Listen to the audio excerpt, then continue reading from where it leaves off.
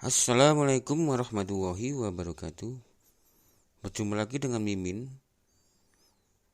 Di video kali ini Mimin akan membacakan kisah Wali Paidi. Kisah ini panjang banget, dan kisah ini sangat menarik untuk didengarkan. Daripada berlama-lama, mari kita dengarkan kisah Wali Paidi bagian pertama. Awal cerita, Wali Paidi adalah anak ketiga dari 3 bersaudara. Dia anak terakhir. Kakaknya yang pertama namanya Soleh. Dan sekarang dia jadi kiai di daerah Kediri. Punya pondok salaf yang kecil, yang hanya ramai ketika bulan Ramadan. Sudah menjadi budaya, kalau bulan Ramadan banyak santri dari pondok yang lain ngaji. Persoalan hanya untuk menghatamkan beberapa kitab, karena kalau ngaji pas bulan Ramadan, ngaji kitabnya super cepat, yang bertujuan memang untuk menghatamkan, bukan untuk kepahaman. Soleh, kakaknya Wali Paidi ini, memang sangat cerdas dan pintar. Sejak lulus madrasah ibtidaiyah atau setingkat SD, dia sudah mondok. Dia selalu dapat ranking di kelasnya, sehingga tidak heran ketika dia lulus, dia diambil menantu seorang kiai di daerah Kediri. Dan setelah ayah mertuanya wafat, kakaknya Wali Paidi ini yang bernama Soleh, dialah yang meneruskan menjadi pengasuh pondok pesantren peninggalan mertuanya ini. Sedang kakak perempuannya Wali Paidi menjadi istri seorang kiai besar di daerah Jawa Tengah. Kakaknya ini yang perempuan berwajah amat cantik, kulitnya putih seperti ibunya, dan wajahnya elok ke Arab-Araban seperti bapaknya.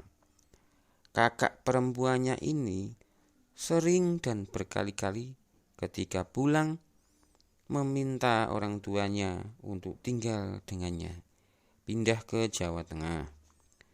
Dan kemauan kakaknya ini sangat didukung keluarga suaminya.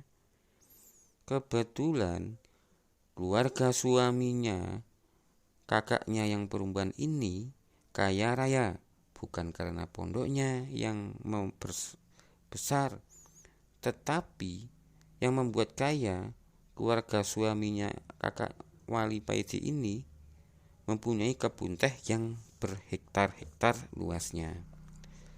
Tapi orang tuanya tidak mau menerima tawaran kakak perempuannya ini. Mereka sudah bahagia melihat anak mereka. Bahagia itu alasan mereka. Kakak perempuan Wali Paidi ini juga sejak kecil sudah berangkat mondok. Dia waktu mondok di pesantren, pondok terletak yaitu pondoknya di daerah Jawa Tengah. Dan ketika lulus, kakaknya ini diambil menantu oleh pengasuh pondoknya. Sedangkan sejak kecil Wali Paidi selalu di rumah. Ketika ditawari untuk mondok, dia tidak mau. Wali Paidi masih ingin berbakti kepada orang tuanya. Karena orang tuanya sudah tua, Wali Paidi tidak tega kalau meninggalkan orang tuanya sendirian tanpa siapa-siapa. Yang selalu siap membantunya, Wali Paidi sudah sangat senang melihat kakaknya telah menjadi orang semua. Tapi ketika Wali Paidi sudah lulus aliyah, dia disuruh abahnya untuk mondok. Abahnya bermimpi bertemu dengan Sunan Gunung Jati yang menyuruhnya untuk memondokkan anaknya atau si Paidi. Ibunya sebenarnya menentang keras keinginan abahnya ini. Ibunya tidak tega melihat Wali Paidi pergi sendirian di tempat yang jauh. Ibunya Wali Paidi ini sangat sayang dan memanjakan Wali Paidi. Tetapi abahnya tetap bersikukuh untuk tetap memondokkan Wali Paidi. Keputusan abahnya tidak bisa digugat-gugat. Abahnya ini memang keras kepala dan tidak mau mengalah kalau mengenai hal-hal yang bersifat akidah, walaupun di hal lain yang tidak bersifat akidah, abahnya Wali Paidi ini sering mengalah terhadap ibunya Wali Paidi. Singkat cerita, berangkatlah Wali Paidi mondok ke Jombang sesuai petunjuk Sunan Gunung Jati di dalam mimpi abahnya. Sunan Gunung Jati yang disampaikan oleh abahnya lewat mimpi, pondok Wali Paidi ini pondok yang sangat istimewa. Santrinya sedikit tetapi rata-rata pinter dalam alim dan bahkan kebanyakan menghafal Al-Quran semua.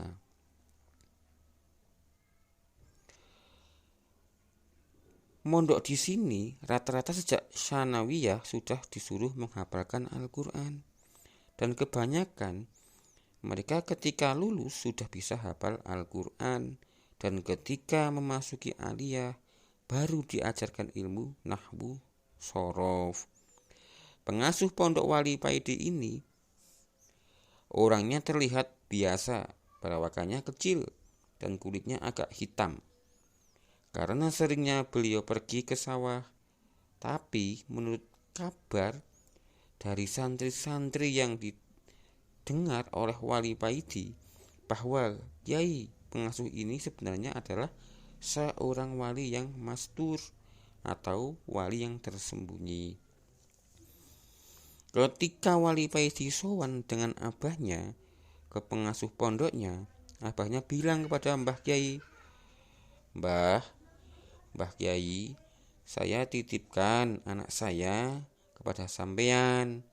Saya pasrah dan ridho dengan apapun yang akan Mbah Kiai lakukan terhadap anak saya atau si Paidi. Andai Mbah Kiai menyembelihnya pun saya ikhlas, tutur abahnya Wali Paidi. Jawaban kiainya, inggih, insya Allah anak sampeyan ini jadi orang yang bermanfaat, ujar Mbah Kiai. Lalu Wali Paidi diantar abahnya ke kamar pondoknya. Abahnya berkata kepada Wali Paidi, "Nak, aku mondokkan kamu. Ini bukan bertujuan membuatmu supaya pinter. Tapi aku pingin kamu mondok ini belajar akhlak yang baik kepada kiaimu. Apapun yang diperintahkan oleh kiaimu, laksanakanlah dengan ikhlas. Andai kiai menyuruhmu memotong tanganmu pun, kamu harus melakukannya tanpa harus bertanya apa alasannya." Jawab Paidi, "Inggih abah," jawab Wali Paidi sambil terdiam. Keesokan harinya Wali Paidi dipanggil oleh Abah Kiai ke dalam. Bergegaslah Wali Paidi menemui Abah Kiai. Setelah bersalaman, Wali Paidi duduk di lantai. Di depannya Abah Kiai duduk dengan bersandarkan tembok. Kaki kanannya diangkat dan tampak di selipan jari tangan kanan Abah Kiai terselip rokok kretek gudang garam hijau. "Paidi," kata Mbah Kiai, atau panggil Mbah Kiai, "kamu mondok di sini agak usah ikut belajar. Ngaji percuma, otakmu gak akan kuat untuk menghafalkan Al-Quran. apalagi belajar nahwu dan shorof, ucap Mbah Kyai. Mendengar ucapan Mbah Kyai, Wali Paidi terdiam. Hatinya merasa terpukul dan sedih. Tidak dinyana, kiainya akan berkata seperti itu. Walau pesan abahnya kepada dirinya, kepintaran bukan tujuannya untuk memondokkan, tapi ucapan kiainya ini begitu menghujam hatinya. Mengapa Paidi? Apa kamu gak terima? Mbah Kyai berucap kepada Paidi, kalau kamu gak terima dan gak mau mondok di sini, ya pulang saja, kata kiainya dengan cuek. Setelah menghisap rokoknya, kiainya berkata lagi, abahmu menitipkan kamu kepadaku ini supaya mendidikmu, menjadikanmu sebagai orang yang bermanfaat, dan aku lihat kamu ini gak cocok untuk belajar, gak ada manfaatnya karena otakmu yang kendo itu.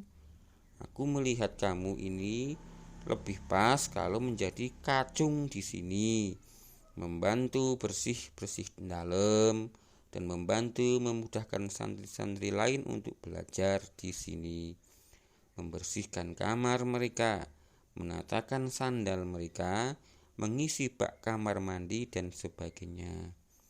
Wali Paidi pun terdiam. Hatinya marah bercampur sedih. Dia sangat sedih dibilang otaknya kendo, tetapi dia teringat pesan abahnya untuk manut atas apapun perintah kiainya. Bagaimana, apa kamu sanggup menjadi kacung di sini? Ucap kiainya kepada Wali Paidi. Jawab Wali Paidi, inggih Kyai. Jawab Wali Paidi pelan. Kalau begitu, mulai sekarang kamu bersih-bersih dalam. Habis itu, bersih-bersih pondok, ucap kiainya. Singkat cerita, sejak saat itu Wali Paidi selama di pondok hanya menjadi kacung bagi santri-santri yang lain. Pertama, dia agak uring-uringan menjalankan perintah kiainya ini, tapi lama-kelamaan hatinya menjadi sadar. Dia ini sebenarnya juga lagi belajar menjalankan perintah kiainya dengan baik dan benar. Cuma perintah bagi dirinya saja yang berbeda. Dia disuruh melayani santri yang lain, sedang santri yang lain diperintahkan untuk belajar dengan tekun, sama-sama menjalankan perintah kiai. Di suatu malam, sehabis maghrib, Wali Paidi duduk termenung di depan kamarnya. Dia melihat para santri, ada yang menghafalkan Al-Quran, dan sebagian yang lain bermusyawarah membahas permasalahan nahwu dan shorof. Hati Wali Paidi menjadi gundah. Dia merasa sangat bodoh dan gak bisa apa-apa. Apalagi kemarin kakaknya berkunjung kepadanya dan mengetes kemampuannya dalam hal pengetahuan agama, dan dia tidak bisa sama sekali untuk menjawab pertanyaan kakaknya itu. Dilihatnya para santri punya kemahiran di bidang masing-masing, sedang dia hanya bisa menyapu dan menata sandal mereka. Dalam kegundahannya itu, Wali Paidi tertidur dengan posisi terduduk di depan kamarnya. Wali Paidi bermimpi. Dalam mimpi tersebut, Wali Paidi mendapat isyarat dari Kanjeng Nabi atau Kanjeng Rasul agar tetap tegar, sabar, dan ikhlas dalam menjalankan perintah sang kiai yang akan berbuah ilmu hikmah yang memenuhi relung hatinya. Demikian kisah pertama, yaitu tentang Wali Paidi. Kita sambung kisah-kisah lainnya di hari atau di video yang lain. Dari Mimin akhiri. Assalamualaikum warahmatullahi wabarakatuh.